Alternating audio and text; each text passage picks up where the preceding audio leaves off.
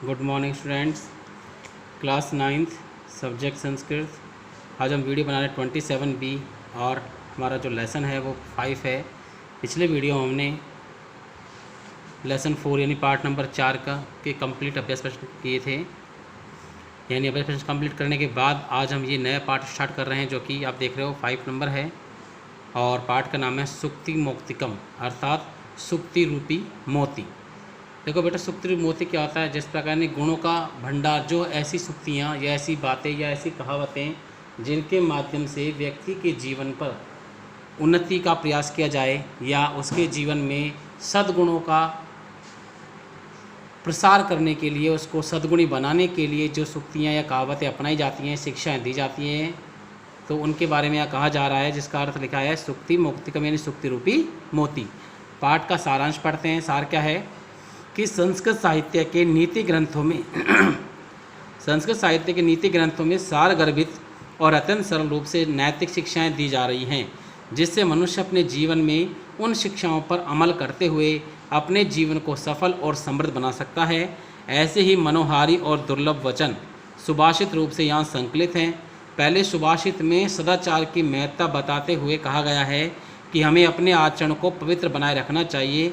धन तो आता है और चला जाता है, धन के क्षीण होने पर कुछ भी क्षीण नहीं होता, लेकिन आचरण के नष्ट हो जाने पर सब कुछ नष्ट हो जाता है। देखो बेटा, यहाँ ये श्लोक लिए गए हैं, ये सभी नीति ग्रंथों के अंतर्गत से लिए गए हैं, जो हमें एक नैतिक शिक्षा यानी हमारे जीवन को प्रेरित करने या हमें उन्नति की ओर बढ़ाने के लिए और हमारा जीवन सद्गुणों से युक्त करने के लिए बताई गई हैं, जो हमारे जीवन को सफल और समृद्धशाली बनाती हैं। तो इसमें ये भी कहा गया है कि वचन व्यक्ति को हमेशा ऐसे बोलने चाहिए जो मनोहारी भी हो और दुर्लभ भी हो। यहाँ पर जो पहला श्लोक है उसमें सदाचार बताया गया है। सदाचार होता क्या बेटा? सत प्लस आचार, यानी सज्जनों का व्यवहार या सज्जनों का आचरण। तो देखिए बेटा, हर व्यक्ति का आचरण बहुत आवश्यक और ज़रूरी होता है, क्योंकि आचरण को पवित्र बनाने के लिए कई साल लग जाते हैं। यानी अच्छा व्यवहार बनाने के लिए, अपने आचरण को अच्छा बनाने के लिए बहुत समय लगता है। धन तो क्या होता है? चंचल होता है, कभी आता है कभी चला जाता है। तो धन के नष्ट हो जाने पर, यानी धन के खर्च हो जाने पर कुछ भी नष्ट नहीं होता, लेकिन यदि व्यक्ति का आचरण, यदि व्यक्ति का सदाचार नष्ट हो गया तो व्यक्ति वह एक तरह से जीते जी मरे हुए के समान माना जाता है, अर्थात उसका सब कुछ नष्ट हो जाता है। दूसरे सुभाषित में कहा गया है कि स्वयं के प्रतिकूल आचरण को दूसरे के साथ नहीं करना चाहिए। यानी कि ये बताया गया, कवि कहना चाह रहा है कि जो व्यवहार हमको गलत लगता है, जो चीज़ें हमें गलत लगती हैं, वो चीज़ें हमें दूसरे के साथ भी नहीं करनी चाहिए।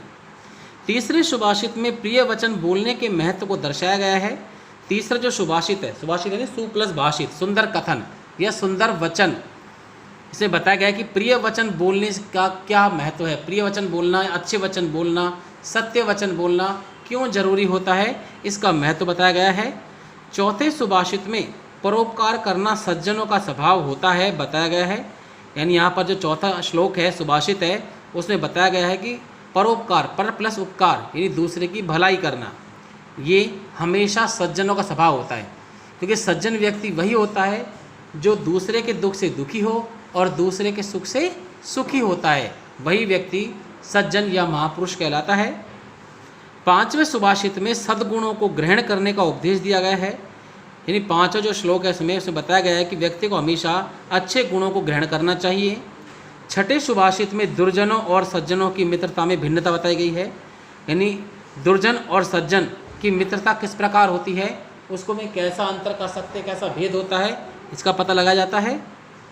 सातवें और आठवें सुभाषितों में उत्तम पुरुष के संपर्क से होने वाली शोभा की प्रशंसा एवं सत्संग की महिमा का वर्णन किया गया है। सातवां जो हमारा सुभाषित यानी श्लोक है, इसने बताया कि अच्छे व्यक्ति के संपर्क में रहने से हम कितने पवित्र और गुणवान हो जाते हैं। तथा आठवां जो सुभाषित है, जो श्लोक है, उसमें सत्संग की महिमा यानी कि अच्छे लोगों की संगति, अच्छे ज्ञान की संगति से हमारा जीवन किस प्रकार परिवर्तित होता है और हमारे अंदर अच्छे गुणों का प्रवेश होता है, ये हम आठवें श्लोक के अंतर्गत पढ़ेंगे। तो देखो बेटा, हम इसको स्टार्ट करते हैं। इसका पहला जो श्लोक है वो पढ़ते हैं हम। व्रतम यत्नेन संरक्षेत वित्तम एति च याति च अक्षीणो वित्ततः क्षीणो व्रतः तु हतो हते। देखो बेटा, यत्नेन व्रतम, व्रत यानी होता है चरित्र, व्रतम का अर्थ होता है चरित्र की, यत्नेन प्रयत्न पूर्वक यानी हर संभव प्रयास करके भी संरक्षित रक्षा करनी चाहिए, वित्तम लेकिन जो धन होता है वो एति च याति च, एति यानी चला जाता है और याति यानी कि आता है, तो एति यानी आता है और याति यानी चला जाता है, धन तो आता है और चला जाता है। वित्ततः क्षीणो, वित्ततः धन के, क्षीणो नष्ट हो जाने पर, अक्षीण कुछ भी नष्ट नहीं होता, वित्ततः यानी होता है धन के नष्ट हो जाने पर, क्षीण यानी नष्ट हो जाने पर, और अक्षीण यानी कुछ भी नष्ट नहीं होता। लेकिन व्रतः तु, लेकिन व्रत यानी कि चरित्र के नष्ट हो जाने पर, हतो हत वह व्यक्ति मरे हुए के समान होता है, अर्थात उसका सब कुछ नष्ट हो जाता है। आप सुनो, व्यक्ति को चरित्र की प्रयत्न पूर्वक या हर संभव प्रयास करके रक्षा करनी चाहिए, क्योंकि धन तो आता है और चला जाता है, धन के नष्ट हो जाने पर कुछ भी नष्ट नहीं होता, लेकिन चरित्र के नष्ट हो जाने पर वह व्यक्ति एक मरे हुए के समान होता है, अर्थात उसका सब कुछ नष्ट हो जाता है। तो आपको समझ में आ गया होगा बेटा इसका हिंदी अनुवाद। तो इसके अंदर ये शब्दार्थ हैं, ये आपको लर्न करना है। इसके बाद में देखो यहाँ संदर्भ लिखा हुआ है, संदर्भ काट के लिखना है आपको। सह प्रसंग मैंने बताया था आपको पहले भी बेटा इस प्रकार कि यह श्लोक हमारी पाठ्यपुस्तक सैमुषी के सुक्ति मौक्तिकम नामक पाठ से अवतरित है। यह मनुस्मृति से संकलित किया गया है। फिर इसको इसके लिखने के बाद में आपको क्या करना है, इसका हिंदी अनुवाद करना है। यहाँ तक कंप्लीट करोगे, इसके बाद फिर आपको ये जो कार्य मैंने बताया सह प्रसंग और हिंदी अनुवाद, ये आपको HW की कॉपी में करना है। इसके बाद में संस्कृत व्याख्या है, इसमें आपको क्या करना है बेटा, संदर्भ को काट के लिखना है, वही सह प्रसंग, क्योंकि संस्कृत व्याख्या भी एग्जाम में आती हैं, तो यहाँ भी सह प्रसंग लिखोगे आप संस्कृत व्याख्या के अंतर्गत कि श्लोक अयम अस्माकं सैमुषी इति पाठ्यपुस्तकस्य सुक्ति मौक्तिकम इति पाठाद उद्धृत है, श्लोक अयम मनुस्मृति तय संकलित है, यहाँ तक करोगे। इसके बाद देखो बेटा ये व्याख्या लिखा है, इसके आगे आपको जोड़ना है संस्कृत। इस प्रकार हो गया संस्कृत व्याख्या, ये आपको स्टार्ट करनी है कि सदा चरणम स्वस्य चरित्रम वा तु प्रयास पूर्वक रक्षणीयम न च वित्तम धनम वा यत धनम तु आगच्छति गच्छति वा अतः धने क्षीणे तु अक्षय एव परचय नष्टे चरित्रे तु मानव नश्यति एव। यहाँ तक आपको संस्कृत व्याख्या कंप्लीट करनी है।